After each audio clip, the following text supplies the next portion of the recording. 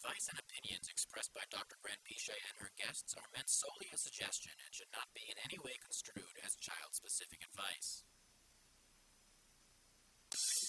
Doreen Granpeesheh is Dr. Doreen is an expert in autism. Doreen Granpeesheh. Dr. Granpeesheh. Doreen Granpeesheh. Dr. Doreen Granpeesheh is a visionary in the field of autism. Now, if you can ask me questions, ask Dr. Doreen. I have this question that I promised Marina that I would get to. Oh, sure. Hi, thank you for all your support. You both have provided me via YouTube forever. Grateful always you're in my prayers. I have a question. My son, 6 years old, he has good manding, but he's not asking questions yet. Mm-hmm. Do you have any tips to teach manding for info? I've got skills, but I need help. I want him to expand his language. He can speak more, but he doesn't have the motivation to do so. And when it comes to factual things, he doesn't understand and cannot answer on it. For an example, best friend, favorite color, what's dad's car? Yeah. Okay. So language development goes in a particular order. Manding is the very, very first thing that we do, even as infants, which is requesting things where the object in itself or the thing that we're asking for in itself is rewarding. So when you're a baby, you will mand for mommy, you will mand for food, milk, whatever, bottle. And what you're doing is, and that's the very first form of communication. Like that is where you, in typical development, you are realizing that there's a way to get the things that you want, and usually from others, right? From another person. This person is a means of getting for me what I want. And that's manding.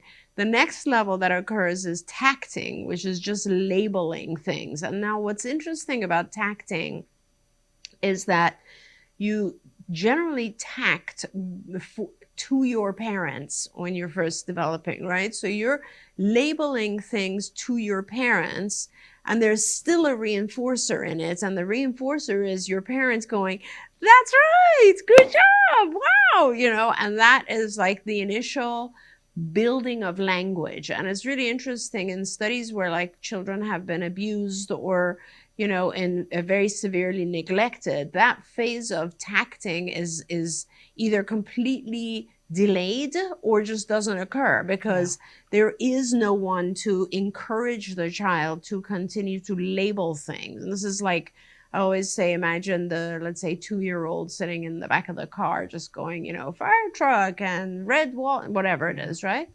And so that stuff, it happens next. Then the next phase that happens is intraverbals. And I think the last example that the parent was talking about is like talking about something is an intraverbal, right? Yeah. And that doesn't happen. There's a lot of complicated basis for how an intraverbal can occur. And an intraverbal, first of all, you have to have an understanding of lots of different developmental stages. I don't want to go into a lecture, but it's like, I can still talk about the things that are not present because they are in my mind and I can describe them. I can also talk about things that who I'm talking to know about because you have knowledge from other sources. And that's the theory of mind stuff that comes in.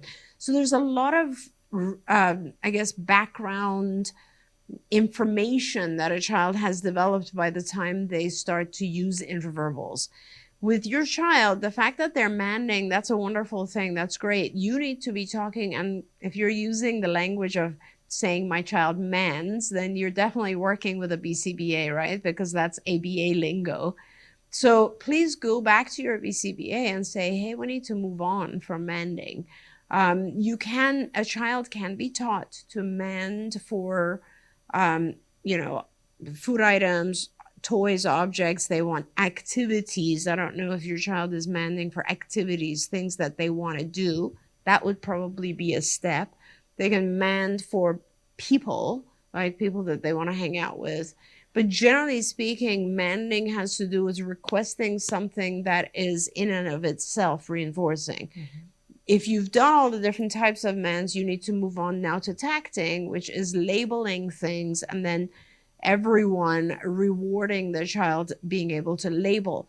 Labeling things has its own set of advancements. So you will label something initially on its own, then you can label it as with descriptors, which would be adjectives, and the red truck, and then you put that together with things like other descriptors in the environment, like the red truck that's on the table, those types. So it is a very expansive. You can go very far with just acting. But intraverbals are then talking about things that are not necessarily present visually, and that is another phase. So I feel like you can't skip these phases. You sort of have to develop. I do want to say that if you want guidance or help with this, we built a system many years ago called Skills. She has skills. She said in there that she has Okay, skills. great. So if you're on Skills, then just follow the lessons. Don't worry about manding, tacting, interverbals, and all that sort of stuff. If you've done the assessments should have given you a series of lessons, and you're in language curriculum, go in language curriculum, and just keep moving up to the next level. Yeah. Don't try to jump ahead. You have a lot of lessons in between. Don't forget, you can watch Ask Dr. Doreen live every Tuesday morning at 10 a.m. Pacific time. We hope to see you there.